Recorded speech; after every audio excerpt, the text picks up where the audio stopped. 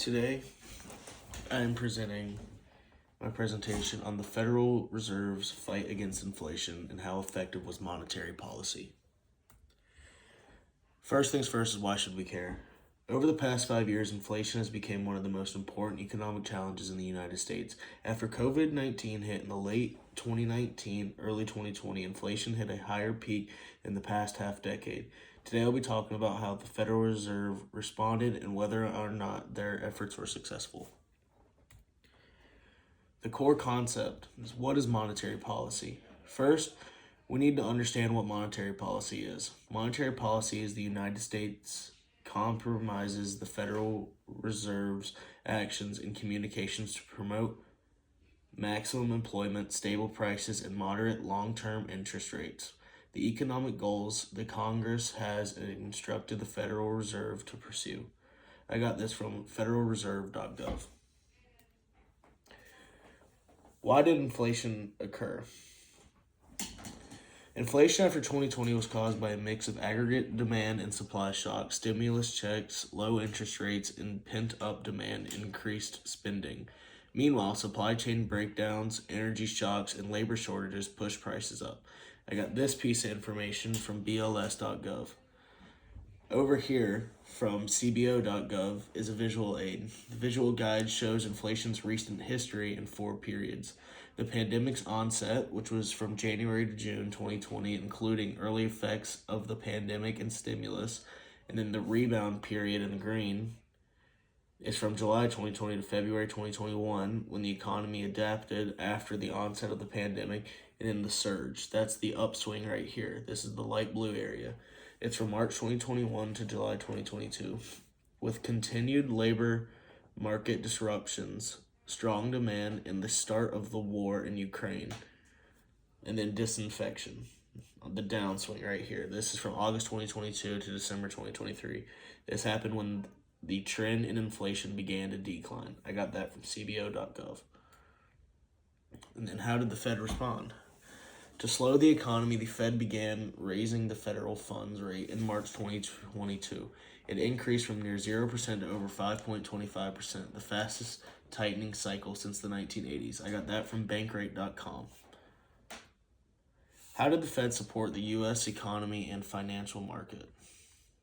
The Fed cut its target for the federal funds rate, the rate banks pay to borrow from each other overnight, by a total of 1.5 percentage points. As its meetings on March 3rd and March 15th, 2020, these cuts lowered the fund rate to a range of 0% to 0.25%.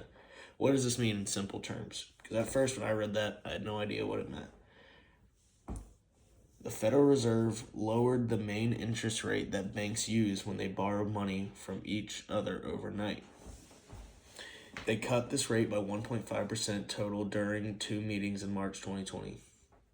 By lowering it, the Fed pushed the interest rate down to almost zero.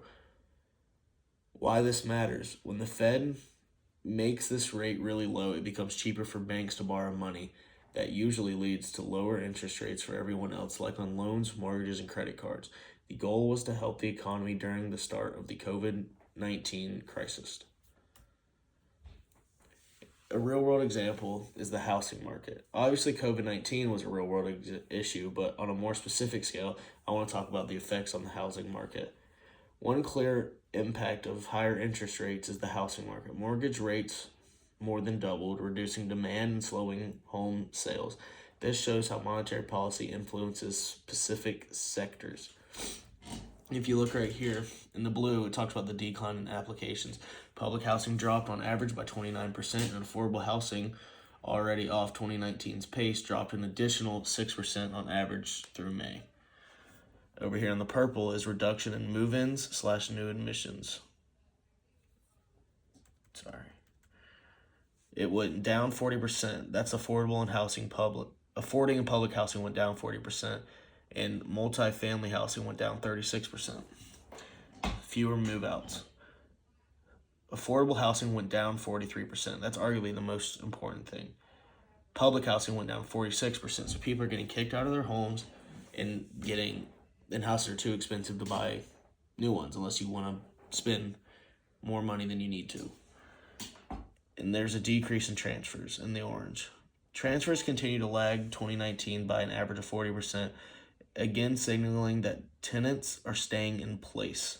I got this from the MRI Software Market Insights report, Impact of COVID-19 on Affordable and Public Housing. The whole point of this is to show that residents are staying in safe. No one's moving, no one's leaving, but some, even if they want to, they can't afford it. Another real world example, but this one talking about inflation.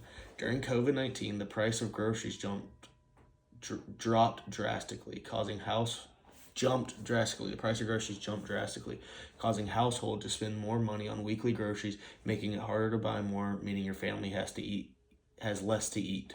Why did this happen? Grocery prices jumped because stores and suppliers were facing shortages, higher costs, and worker shortages at the same time that people were buying more food than ever. Think about it. During COVID, y'all couldn't go out to eat that much. You weren't allowed to, so you had to stay home and eat, but you didn't have that much food because prices were too high.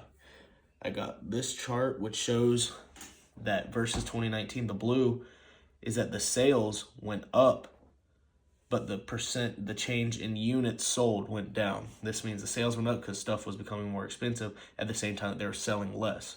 And this starts at January 5th, 2020, and it goes all the way to middle of 2023. I got all of this information from ers.usda.gov. Overall, the Federal Reserve has done a pretty solid job lowering inflation without causing a big spike in unemployment. It was very tough for a couple of years, but they made it work.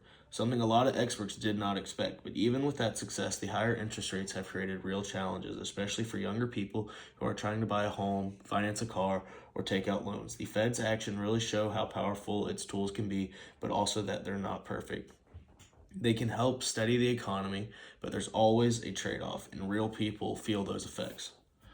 A little piece of information. All my sources can be found either under pieces of text or under pictures.